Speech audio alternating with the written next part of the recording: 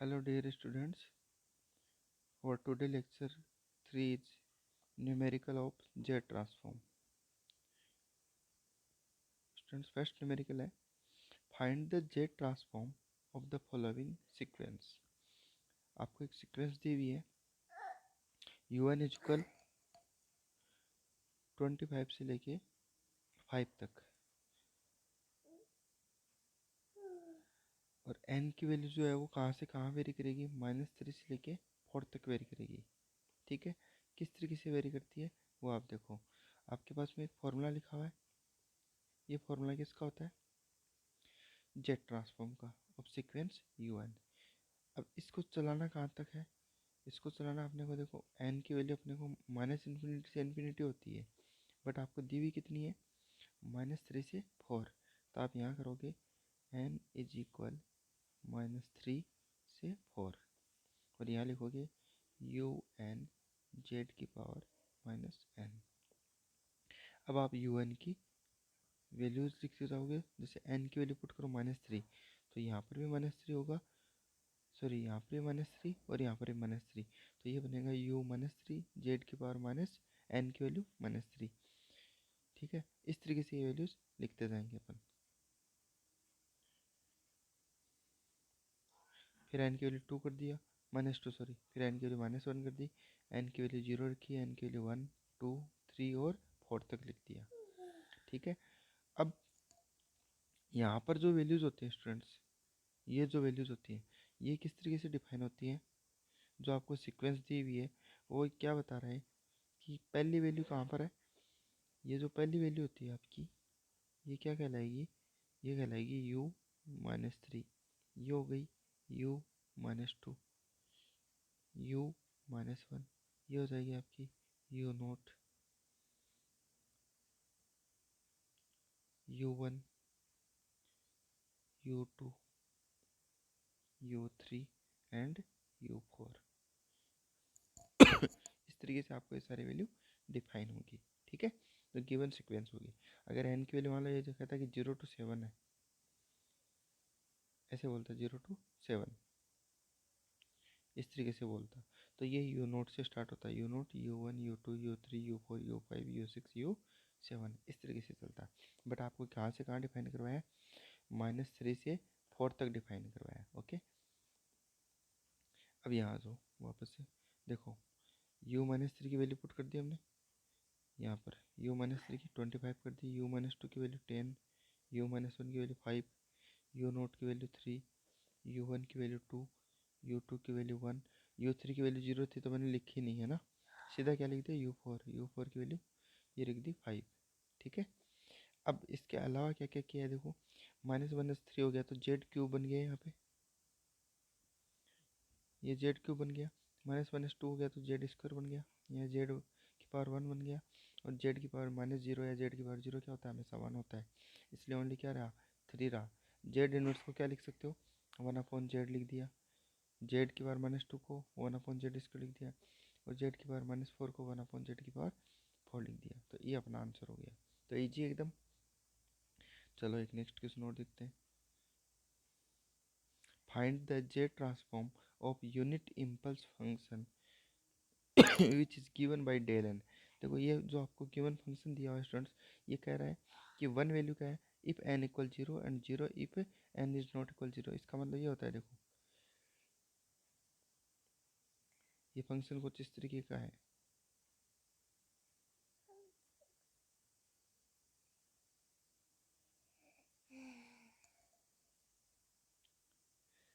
तो फंक्शन आपका जैसे डिफाइन है यहाँ पर इस तरीके से, ये कोई एन की सीक्वेंस है। ठीक है, तो इसके अंदर इधर तो नेगेटिव होगा एन, इधर पॉजिटिव एन होगा, और यहाँ पर ये जो पॉइंट है यहाँ पर एन की वैल्यू क्या होगी 0 होगी। तो यहाँ पर जो अपना कर्व ड्रॉ हो रहा है वो कुछ इस तरीके का रहेगा, ये इस तरीके का। तो एन की वैल्यू 1 है यहाँ पे अपने पास डेल एन की वैल्यू क्या हो गई 1 होती है। ठीक है, ये एन चलेगा इस तरफ और इधर डेल एन, तो डेल एन की वैल्यू 1 है ओनली, यानी ए की जगह पे इसकी वैल्यू डिफाइन होगी, रिमेनिंग सारे में क्या रहेगा, जीरो रहेगा, ऐसे दिखाएगा। इस तरीके का फंक्शन है। बाकी में जीरो है, ओनली यहाँ पर क्या है, वन है डेल एन पे। तो ये ड्रॉ किया अपन ने, ठीक है। इसको बोलते हैं यूनिट इम्पल्स फंक्शन। अब आओ आगे। अब इसका जेड ट्रांसफॉर्म पूछा है अपने से, तो जेड ट्रांसफॉर्म के लिए देखो पहले फॉर्मूला वही होता है, यू एन है तो यू एन लिख देते हैं यहाँ पे, यहाँ डेल एन है तो डेल एन लिख दिया। अब इसको तीन टुकड़ों में तोड़ दिया है, तीन यूनिट बना दिया अपन ने। देखो एन की जो लिमिट थी हुई होती है माइनस इन्फिनिटी से कहाँ तक होती है, इन्फिनिटी होती है। बट यहाँ पे वैल्यू कहाँ पर डिफाइन है, ओनली जीरो पे।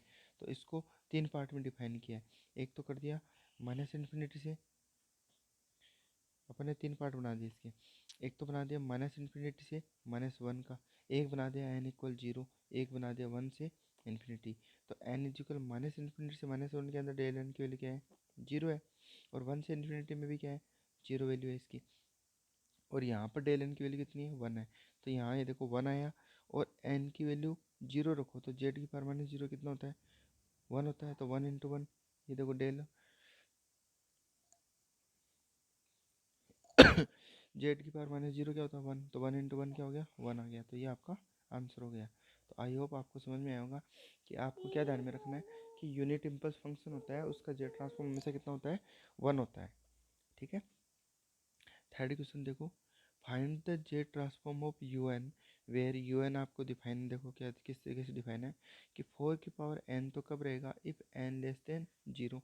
और थ्री की पावर एन कब रहेगा, if n is greater than equal zero. तो सबसे पहले तो अपने को क्या करना है, जेड ऑफ यू एन का फॉर्मूला लिखना है स्टूडेंट्स। तो जेड ऑफ यू एन का फॉर्मूला क्या होता है, यही होता है, ये आपका जेड ऑफ यू एन का फॉर्मूला हो गया। उसके बाद में जेड ऑफ यू एन के फॉर्मूले को दो टुकड़ों में ब्रेक कर दिया अपन ने। दो टुकड़े कौन से बनाए, एक तो बनाया माइनस इन्फिनिटी से माइनस वन का, दूसरा बनाया जीरो से लेके इन्फिनिटी का, दो टुकड़े बना दिए। अब माइनस इन्फिनिटी से माइनस वन के अंदर तो यू एन की वैल्यू कितनी है, फोर की पावर एन है। और जीरो से इन्फिनिटी में यू एन की वैल्यू कितनी है, थ्री की पावर एन है। तो लिख दिया अपन ने ये वैल्यूज। लिखने के बाद में आपने क्या किया है, देखो स्टूडेंट्स, कि इस फोर की पावर एन को अगर नीचे ले आए तो क्या हो जाएगा, फोर की पावर माइनस एन हो जाएगा। देखो ऊपर क्या है, जेड की पावर माइनस एन है। अगर फोर की पावर एन को नीचे ले आऊँ तो क्या हो जाएगा, फोर की पावर माइनस एन। तो क्या इससे मैं ऐसे लिख सकता हूँ, जेड अपॉन फोर की पावर माइनस एन। तो वो चीज़ देखो मैंने यहाँ मेंशन की है, ठीक है। इसी तरीके से दूसरे वाले में देखो, दूसरे वाले में क्या होगा स्टूडेंट्स, इसमें देखो यहाँ पर थ्री की पावर एन है। अगर मैं जेड की पावर एन को नीचे ले आऊँ माइनस एन को, तो नीचे के अंदर जेड की पावर प्लस एन। और इससे अगर लिखोगे तो ऐसे लिख सकते हैं थ्री अपॉन जेड की पावर एन। तो ये देखो थ्री अपॉन जेड की पावर एन लिख दिया मैंने। अब आगे देखो आप, अब क्या किया गया ज़रा इसमें, यहाँ पे देखो जेड बाई फोर है, इसमें एन की वैल्यू माइनस इन्फिनिटी से स्टार्ट करोगे तो इधर से कुछ वैल्यूज आती जाएंगी। जैसे माइनस वन से पहले क्या क्या वैल्यूज रह सकती हैं, माइनस वन से पहले क्या हो सकता है, माइनस टू रहा होगा, माइनस थ्री रहा होगा, माइनस फोर। तो अपन माइनस थ्री रखा मान लो, तो यहाँ माइनस थ्री रखोगे तो कितना आएगा, प्लस का थ्री हो जाएगा। तो जेड बाई फोर की पावर कितनी होगी, प्लस थ्री। फिर ये रखोगे तो यहाँ कितना आएगा जेड की power four, Z by four का स्क्वायर, तो ये स्क्वायर वैल्यू आ जाएगी। फिर ये वैल्यू रख देना यहाँ पे, तो लास्ट वैल्यू यही है माइनस वन, तो ये लास्ट वैल्यू लिख दिया अपने माइनस वन। तो माइनस वन क्या हो गया, प्लस वन। तो जेड बाई फोर की वैल्यू क्या आ गई, प्लस वन आ गई। इस तरीके से हम स्टूडेंट्स वैल्यूज़ ले आए, ठीक है। अब आते हैं दूसरे वाले पार्ट पे। दूसरे वाले में देखो, यहाँ जीरो से स्टार्ट हो रहा है, कहाँ तक जा रहा है, इन्फिनिटी तक। तो अपन जीरो से लेके कुछ स्टार्टिंग वैल्यूज लिख देते हैं। जैसे पहले जीरो लिख दिया, तो किसी की भी पावर जीरो होने का मतलब क्या आ गई, पहले वन वैल्यू आ गई। फिर वन रखो तो थ्री बाई जेड की पावर वन, तो ये आ गया। फिर टू रखो, थ्री बाई जेड की पावर टू आ गया। इस तरीके से वैल्यूज करेंगे तो कहाँ तक चलेगी, ये इन्फिनिटी तक चलेगी। इतनी बात समझ में आई। अब आप देखो कि फर्स्ट वाले पार्ट में क्या कॉमन आ रहा है, इसमें से क्या कॉमन आ रहा है, जेड बाई फोर कॉमन आ रहा है। अगर मैं जेड बाई फोर कॉमन ले लूँ तो यहाँ क्या बचेगा, वन। तो वन लिख दिया, यहाँ पर जेड बाई फोर बचेगा, यहाँ पर जेड बाई फोर का स्क्वायर इसी तरीके से बचेगा। फिर प्लस है तो प्लस लगा दिया। ये वैल्यूज देख लो, one plus three by z plus three by z का स्क्वायर प्लस सो ऑन। तो ये एक सीरीज बन गई स्टूडेंट्स। सीरीज कौन सी बन गई, one plus x square plus so on, इस तरीके की बन रही है। इसको हम कैसे सोल्व करते हैं, one upon one minus x. तो या फिर one upon one minus r भी लिखते हैं, इसको डिफरेंस लिखते हैं। तो one upon one minus x लिख दिया, ठीक है, one upon one minus x. तो यहाँ देखो Z/4 तो पढ़ा है पहले से, ये तो पहले से पढ़ा है Z/4, ये रहा पहले से। इसको क्या लिख सकते हैं, 1/1 - x लिख दिया। इसी तरीके से इसको भी लिख दो 1/1 - x। लिखने के बाद में क्या करना है स्टूडेंट्स आपको, अब आपको क्या करना है कि इसके कन्वर्जेंस चेक करनी होती है कि ये लाइक करेगा कब, ये फाइनाइट वैल्यू रहेगी। फाइनाइट वैल्यू कब होगी स्टूडेंट्स, जब इस Z/4 की वैल्यू क्या हो, लेस देन 1 हो। भाई 1 माइनस कुछ है, ठीक है। तो Z/4 की वैल्यू अगर एक से छोटी होगी, एक से छोटी होगी, तो हमेशा ये वैल्यू क्या रहेगी, एक फाइनाइट वैल्यू होगी। और फाइनाइट वैल्यू का एक भाग देंगे हम, तो हमेशा क्या रहेगा, एक फाइनाइट वैल्यू आएगी आपके पास। इसी तरीके से जो 3/z है, ये क्या है, एक से छोटा होना चाहिए, तभी तो एक में से घटेगा, तो कोई छोटी वैल्यू और आएगी, और छोटी वैल्यू आएगी। तो इसलिए 3/z की वैल्यू क्या होनी चाहिए, लेस देन 1 होनी चाहिए, ठीक है, फाइनाइट वैल्यू फाइंड आउट करने के लिए। इसको बोलते हैं students region of convergence. Convergence का मतलब होता है फाइनाइट रिस्पॉन्स आना। तो फाइनाइट कब आएगा, जब अपने पास Z/4 की वैल्यू क्या हो, लेस देन 1 हो, और 3/z की वैल्यू भी क्या हो, लेस देन 1 हो। अब यहाँ से देखो, अगर इस 4 को मैं स्टूडेंट्स इधर ले जाऊँ क्रॉस मल्टीप्लीकेशन से, तो मोड ऑफ Z क्या होगा, लेस देन 4 होगा। अगर इस Z को मैं इधर ले जाऊँ, तो मोड ऑफ Z क्या होगा, ग्रेटर देन 3 होगा। तो एक वैल्यू आ रही है mode of Z less than 4, एक आ रही है mode of Z greater than 3। तो ये रिप्रेजेंट करता है स्टूडेंट रीजन ऑफ कन्वर्जेंस, यानी जिसके अंदर आपकी वैल्यू क्या रहेगी, फाइनाइट रहेगी। बात समझ में आ रही है, रीजन जिसके अंदर आपकी वैल्यू क्या रहेगी, फाइनाइट रहेगी। जैसे यहाँ पे देखो मैंने डायग्राम भी बनाया है, आपको दिख रहा होगा कि एक तो बाउंड्री जो बन रही है उसकी रेडियस कितनी है, 4 है। दूसरा जो छोटा वाला सर्किल है उसकी रेडियस कितनी है, 3 है। तो ये एक्चुअल में क्या है, जेड है। तो जो इन दोनों के बीच का जो पार्ट है ना स्टूडेंट्स, ये वाला जो पार्ट है, ठीक है, ये पार्ट, इसके अंदर अगर लाई करेगा तो आपका आंसर क्या रहेगा, फाइनाइट रहेगा। बात समझ में आ रही है सबको, अगर जेड की वैल्यू इन दोनों के बीच में रहेगी तो आपका आंसर क्या रहेगा, फाइनाइट रहेगा। समझ गए, तो ये इसका रीजन ऑफ कन्वर्जेंस बनता है, ROC इसको बोलते हैं, ठीक है। अब इसको आगे सोल्व कर लो स्टूडेंट्स। आगे क्या होगा देखो, दोनों का एलसीएम ले लिया, ये एलसीएम ले लिया, जेड कॉमन आ रहा है, जेड कॉमन ले लिया, इन दोनों वैल्यूज को यहाँ रख दिया, तो आपको दिख रहा है जेड से जेड कट गया, 4 - 3 गया तो 1 बचा, तो जेड अपॉन दिस पार्ट आ गया, ये आपका आंसर हो गया, ठीक है।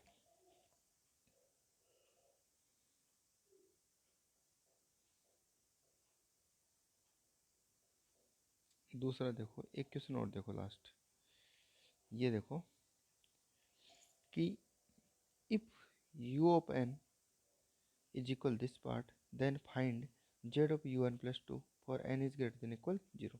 ये अच्छा क्वेश्चन है स्टूडेंट्स, n+2 पूछा है देखो आपको ना, और शिफ्टिंग प्रॉपर्टी यूज करेंगे, क्यों करेंगे देखो स्टूडेंट, un+2 मैंने पहले भी बताया था आपको, कल भी बताया था, ये कल वाले लेक्चर में भी, कि जब अपन ने फाइनल वैल्यू थ्योरम वो पढ़ी थी, इनिशियल वैल्यू थ्योरम, तब अपने शिफ्टिंग प्रॉपर्टी का यूज किया था। आज दोबारा करके बताता हूँ। स्टूडेंट शिफ्टिंग प्रॉपर्टी थी क्या, देखो अपने पास में ऐसी थी, जेड ऑफ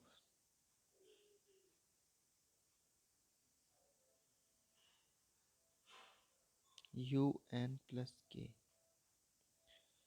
यस, इससे पहले भी एक लाइन लिख देते थे कि if Z of un is equal क्या लिखते हैं, u/z, then Z of un+k is equal क्या लिखते हैं, z⁻k u/z minus u0 minus u1 Z inverse, फिर माइनस, इस तरीके से चलते हैं, और लास्ट वाली क्या होती है, माइनस u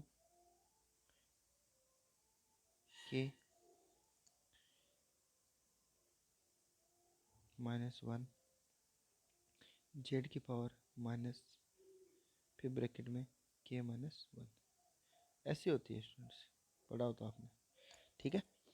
अब देखो अपने को कहाँ तक पूछा है स्टूडेंट्स, अपने को कहाँ तक पूछा है वो चीज़ देखो, अपने को पूछा un+2, तो जेड ऑफ un+2 पूछा है अपने से, तो जेड स्क्वायर हो जाएगा यहाँ पे, तो पहली वैल्यू आ जाएगी u/z, फिर माइनस साइन आएगा। अब कहाँ तक चलना है, के की वैल्यू 2 है, तो यहाँ देखो 2 करो, तो 2 - 1 1, यानी -1 बचा, ये रहा। यहाँ के -1 करो तो 2 -1 करोगे तो कितना बचा 1, तो ये आ गया 1। यानी अपने को चलना कहाँ तक है स्टूडेंट्स, यहाँ तक चलना है। तो ये लिख दो u note minus u1 Z inverse. बताओ समझ में आया क्या? तो ये हो गया आपके पास u1 प्लस 2। तो शिफ्टिंग प्रॉपर्टी अपने को यूज़ करनी है क्योंकि यही पूछा आपने से फाइंड क्या करना है, यही पार्ट करना है। तो शिफ्टिंग प्रॉपर्टी लगा दो स्टूडेंट्स। देखो यहाँ लिखी हुई भी है, मैंने आपको लिख के भी दी है, तो आप इसको देख लेना एज इट इज़ है। इसमें यहाँ तक चलेंगे तो यह आ जाएगा जेड ऑफ u1 प्लस 2 आ जाएगा। ठीक है। Now we have to find the value of u naught and u1। देखो जेड ऑफ u1 प्लस 2 निकालने के लिए क्या करना पड़ेगा अपने को, u नोट और u1 की वैल्यू चाहिए। अगर ये दोनों वैल्यू यहाँ पुट कर दी तो अपना आंसर आ गया। ठीक है। इस इक्वेशन में क्या किस चीज़ की जरूरत पड़ रही है भाई, you Z of u1 plus 2 अपन ने निकाल लिया, इसके अंदर ये u बार जेड आपको क्वेश्चन में डिफाइन है। आपको जरूरत कहाँ है, किस चीज़ की जरूरत है, u नोट और u1। तो u नोट और u1 की वैल्यू कहाँ से निकालेंगे स्टूडेंट्स, आपको कल पढ़ाई थी मैंने इनिशियल वैल्यू थ्योरम, तो उससे अपन u नोट और u1 निकाल सकते हैं। देखो आप बाई इनिशियल वैल्यू थ्योरम क्या होता था, कल अपन ने पढ़ा है, क्या लिखा था, u naught is equal limit Z tends to infinity u bar Z, यही तो वैल्यू थी। तो u बार जेड की जगह अपने क्वेश्चन में डिफाइन है कितना पार्ट है, ये रहा, ये होता है u बार जेड, दिया हुआ है क्वेश्चन में। ठीक है। अब इसको थोड़ा सा रीअरेंज कर लिया, क्या रीअरेंज किया, देखो नीचे वाले में से जेड कॉमन ले लो। अगर आप जेड कॉमन लेके ऊपर वाले से कट कर दोगे तो ये नीचे क्या बचेगा 1 माइनस 1 अपॉन जेड। इसी तरीके से यहाँ नीचे वाले से जेड स्क्वायर कॉमन ले लो। अगर आप जेड स्क्वायर कॉमन लोगे तो एक जेड तो कट जाएगा लेकिन एक जेड बच जाएगा और 1 प्लस 1 अपॉन जेड स्क्वायर बचेगा। अब जेड टेंस टू इन्फिनिटी रखो, जब आप इन्फिनिटी यहाँ रखोगे तो 1 अपॉन इन्फिनिटी क्या हो गया स्टूडेंट्स, ये तो जीरो हो गया। तो 1 माइनस जीरो क्या होता है 1 होता है, और 1 अपॉन 1 1 हो गया। ठीक है। इधर आओ, यहाँ जेड की जगह इन्फिनिटी करोगे तो 1 अपॉन इन्फिनिटी क्या हो गया जीरो, तो ये पूरा ही क्या हो गया जीरो। तो ओवरऑल यू नोट की वैल्यू कितनी आ गई अपने पास 1 आ गई। आई होप स्टूडेंट्स आपको ये समझ में आया होगा। अब उसके बाद में स्टूडेंट्स अपन बात करते हैं u1 की। तो u1 निकालना मैंने आपको बताया भी था इनिशियल वैल्यू थ्योरम से। देखो u1 कैसे निकाल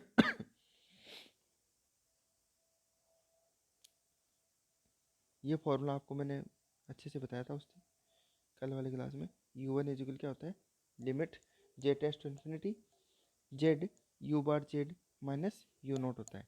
तो देखो जेड लिख दिया मैंने, u बार जेड की वैल्यू लिख दी ये रही, और माइनस u नोट की वैल्यू मैंने निकाली कितनी है -1, ये पूरा लिख दिया। लिखने के बाद क्या करना है स्टूडेंट्स, एलसीएम लेना है। एलसीएम कितने का ले रहा है, इस पार्ट का नहीं ले रहे हैं अपन, इन दो का ले रहे हैं, इसका और इसका। देखो ले एक बार अलग से लो, ऐसा ही है।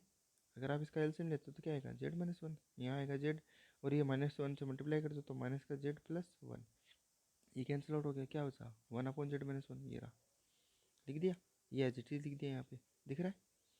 अब उसके बाद क्या किया मैंने, z से मल्टीप्लाई किया स्टूडेंट्स, z से मल्टीप्लाई, तो ये z अपॉन z-1 हो गया, ये मल्टीप्लाई होकर क्या बन गया Z square upon Z square plus 1 बन गया। अब इसमें से जेड कॉमन ले लो, अगर जेड कॉमन ले लिया तो इस जेड से जेड कॉमन कैंसिल आउट हो जाएगा, यहाँ क्या बनेगा 1 अपॉन 1 जेड। इसी तरीके से यहाँ से जेड स्क्वायर कॉमन आया तो जेड स्क्वायर से जेड स्क्वायर तो क्या हो गया कैंसिल आउट हो गया, और 1 अपॉन 1 प्लस जेड स्क्वायर बन गया, 1 प्लस 1 अपॉन जेड स्क्वायर बन गया। ठीक है।